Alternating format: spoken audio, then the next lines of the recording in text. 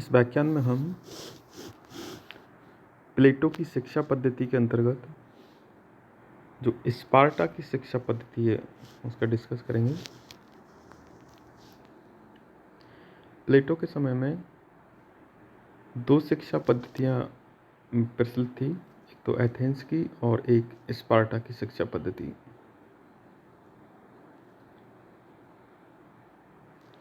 ये दोनों ही शिक्षा पद्धतियाँ बिल्कुल ही डिफरेंट थी, आपस में एक तरह से विरोधी भी मान सकते हैं इनको।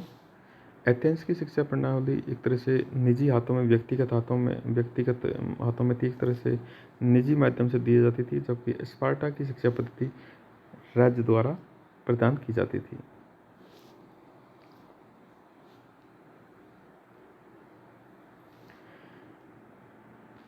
स्पार्टा की शिक्षा पद्धति से प्लेटो पर काफ़ी प्रभाव पड़ा। स्पार्टा एक तरह से योद्धा राज्य था। इसमें स्पार्टा में प्राचीन काल से ही राज्य की ओर से कठोर प्रशिक्षण दिया जाता था, यानी कि कठोर प्रशिक्षण की व्यवस्था प्रचलित थी। स्पार्टा में शिक्षा पर परिवार का कोई स्थान नहीं था। बच्चे जब 7 वर्ष की आयु होती थी उस समय उन बच्चों को राज्य के एक अधिकारी को सौंप दिए जाते थे बच्चे। इस शिक्षा का मुख्य उद्देश्य स्पार्टा के युवकों को कठोर सैनिक प्रशिक्षण द्वारा वीर योद्धा बनाना था, ताकि वे स्पार्टा राज्य की रक्षा करने के योग्य बन सके। तो यहाँ पर शिक्षा का तात्पर्य एक तरह से कठोर सैनिक प्रशिक्षण दिया जाना है। इससे स्पार्टा की शिक्षा में स्त्रियों के लिए भी भूमिका है और स्त्रियों के लिए भी शारीरिक शिक्षा अनिवार्य मानी गई थी।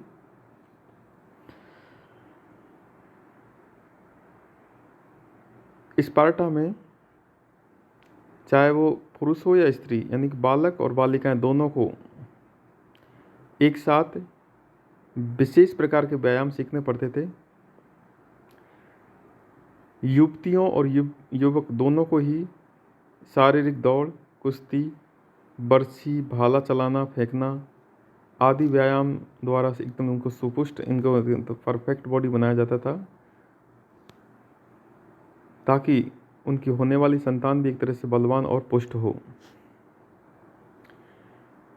पारिवारिक जीवन को राज्य की आवश्यकताओं के सम्मुख गौण समझाता था। एक तरह से पारिवारिक जीवन गौण था, सेकेंडरी था, और राज्य फर्स्ट था, यानी प्राइमरी था। 20 वर्ष की आयु के बाद वहाँ नागरिकों को विवाह करने की स्वतंत्रता थी, यानी कि उस शिक्षा में 20 वर्ष की आयु के बाद युवक और युवतियाँ विवाह कर सकते थे, किंतु 30 वर्ष तक उन्हें एक तरह से मेंस हाउस में रहना पड़ता था। विवाह एक गुप्त एवं एक तरह से इनवैलिड रिलेशन होता था। पति पत्नी वैवाहिक तथा पारिवारिक जीवन यापन नहीं कर सकते थे। बच्चे 7 वर्ष के होते ही उनसे पृथक हो जाते थे। ये व्यवस्था इसलिए बनाई थी ताकि एक तरह से स्पार्टा जो राज्य था उसकी रक्षा करने के लिए जो युवक और युवती थी योग्य बन सके। वहाँ की सामाजिक व्यवस्था भी राज्य की सैनिक आवश्यकताओं के अनुरूप थी। एक तरह से स्पार्टा योद्धा राज्य था, इसलिए वहाँ के बच्चों को एक तरह जो शिक्षा दी जाती थी वो एक तरह से योद्धा बनाने के अनुकूल शिक्षा दी जाती थी। सब नागरिक सामूहिक भोजनालय में भोजन करते थे और जिसका जो खर्चा था अपनी जमींदारी में दासों द्वारा कराई जाने वाली खेतों की आमदनी से अदा करते थे। स्पार्टा में यह सिद्धांत था कि किसी भी नागरिक को अमीर या गरीब नहीं होना चाहिए। वहाँ कोई भी सोना चांदी नहीं रख सकता, यह मुद्रा लोहे की होती थी। शासन तंत्र कुलीनों के हाथ में था, जो आर्थिक एवं पारिवारिक चिंताओं से मुक्त होकर अपना सारा समय राज्य द्वारा निर्धारित प्रशिक्षण में और राजकीय कार्य में लगाते थे। तो इस तरह से स्पार्टा में व्यक्तिगत जीवन था, जो व्यक्तिगत लाइफ थी वो एक तरह से कैसी थी, सेकेंडरी थी, और प्राइमरी क्या थी, राज्य प्राइमरी थी, राज्य सब कुछ था वहाँ। स्पार्टा की ये शिक्षा पद्धति उस समय इतनी ज़्यादा फेमस थी, प्रचलित थी कि एथेंस से शिक्षा ग्रहण करके युवक यहाँ आया करते थे। अपनी इस सैनिक शिक्षा पद्धति के कारण स्पार्टा ने एथेंस को एक तरह से हरा दिया था उस समय, और यहाँ अन्य नगर राज्यों की भांति शासन प्रणाली में परिवर्तन नहीं होते थे। जब प्लेटो ने अपनी रिपब्लिक पुस्तक लिखी थी तब स्पार्टा एक तरह से अपने राजनीतिक शिखर पर था, प्रसिद्धि के शिखर पर था उस समय वो। इसलिए प्लेटो पर स्पार्टा का स्वाभाविक रूप से प्रभाव पड़ा।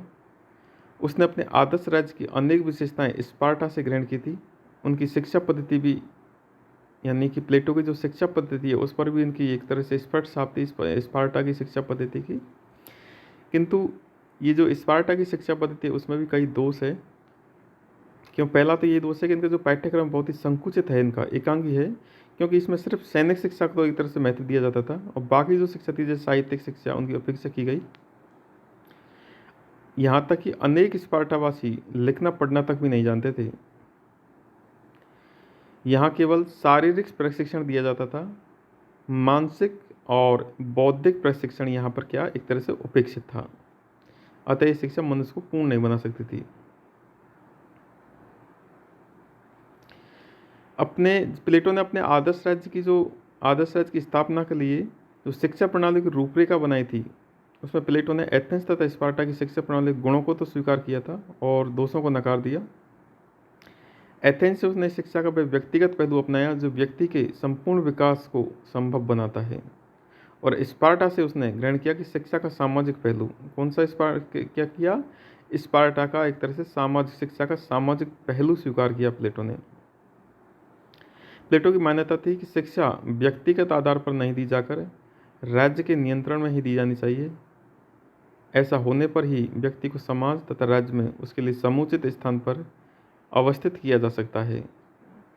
साथ ही यह भी मानता था कि स्पार्टा की भांति शिक्षा एकांगी भी नहीं होनी चाहिए। तो इस तरह से स्पार्टा की शिक्षा पद्धति मुख्य रूप से एक तरह से सैनिक अनुशासन था, जिसमें व्यक्ति को सिर्फ स्पार्टा राज्य की रक्षा करने के लिए युक्त बनाया जाता था और जो बाकी था मानसिक और बौद्धिक प्रशिक्षण, इसका वहाँ पर अभाव था।